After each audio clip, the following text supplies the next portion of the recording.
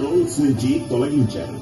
వారిలో వందే మాతరం రామచంద్రరావు, దివంగత ప్రధాని పివి నరసింహారావు, ఆరుట్ల రామచంద్రారెడ్డి, అచ్యుతరెడ్డి, దేవులపల్లి వెంకటేశ్వరరావు లాంటి ఎందరో ప్రముఖులున్నారు.